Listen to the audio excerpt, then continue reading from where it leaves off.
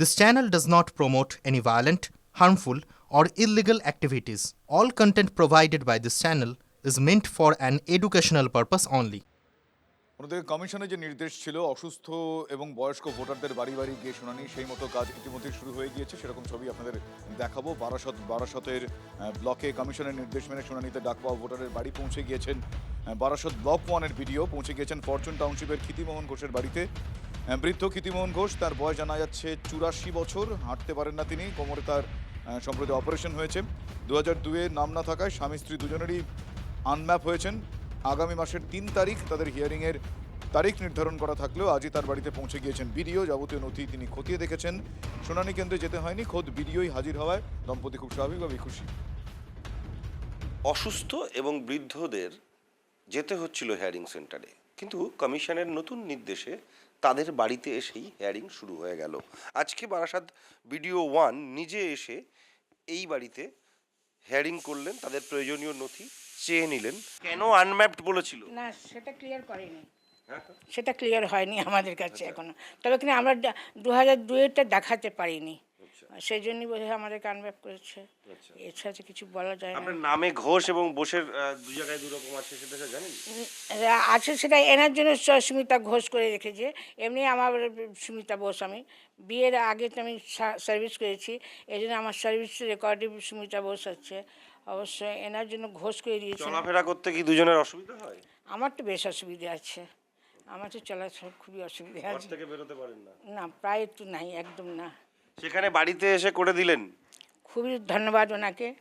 এটাই তো প্রথম দেখলাম। হ্যাঁ, আশা করি ভোটের সময় তো কী হবে বলতে পারি না।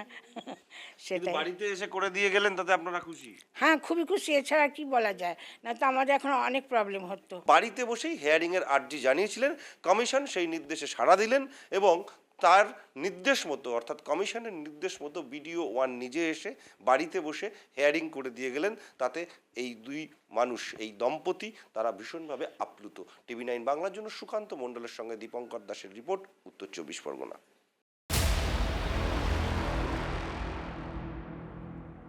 দেখুন, গোটা রাজ্য জুড়ে এসআইআর এর দ্বিতীয় পর্ব মানে শুনানি চলছে। কেমন হচ্ছে শুনানি? হাওড়ার বিভিন্ন কেন্দ্র পরিদর্শনে ডেপুটি নির্বাচন কমিশনার জ্ঞানেশ ভারতী। আপনাদেরকে ছবি দেখাবো আমরা। মধ্য হাওড়া এবং শিবপুর বিধানসভায় একাধিক শুনানি কেন্দ্র পরিদর্শন করেন তিনি। ভোটারদের সঙ্গেও কথা বলেন ডেপুটি নির্বাচন কমিশনার। সমস্যার কথা শুনে তাদেরকেও আশ্বস্ত করেন জ্ঞানেশ ভারতী। সঙ্গে ছিলেন জেলা শাসক সহ হাওড়া সিটি পুলিশের আধিকারিকরা।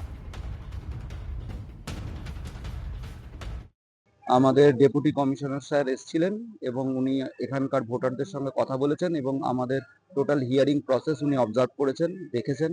আমাদের এখানে কোনো ভোটারদের কোনো রকম কোনো বিক্ষোভ নেই।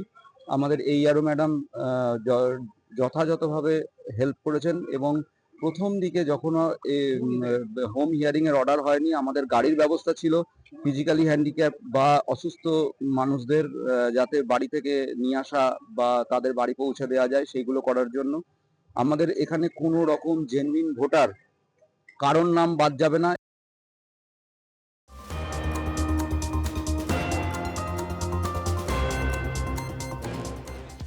এসআইআর শুনানি পর্ব চলছে, ভোগান্তির ছবি আপনারা দেখছেন, আবার সুরাহাত ছবি আপনারা দেখলেন। এবার আপনাদের দেখাবো গুচ্ছ গুচ্ছ আধার আর প্যান পোড়ানো হয়েছে শান্তিপুরে।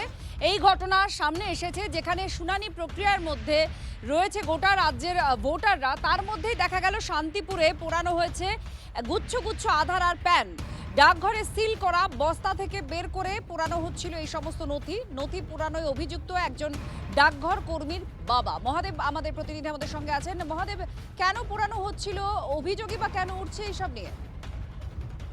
সকালবেলা যে ঘটনাকে কেন্দ্র করে রীতিমতো চাঞ্চল্য ছড়ায়, যেহেতু এসআইআর আবহের মধ্যে এখন শুনানি চলছে, শুনানি প্রক্রিয়ার মধ্যেই কিন্তু এই ধরনের প্রচুর পরিমাণে দেখা যাচ্ছে আধার কার্ড, ব্যাংকের বিভিন্ন কাগজপত্র এবং প্যান কার্ড, এইগুলিকে আগুন ধরে পুড়িয়ে দেওয়া হচ্ছে। তারপরে এলাকার মানুষ জানতে চান এবং পুলিশের খবর দেন। পুলিশ ঘটনাস্থলে যান এবং তদন্ত শুরু করেন। তদন্ত শুরু করে দুজনকে এই ঘটনায় আটক করেছে এবং বেশ কিছু আধার কার্ড সিজ করা হয়েছে পুলিশের পক্ষ থেকে। এছাড়াও বিভিন্ন কাগজপত্র সিজ করা হয়েছে।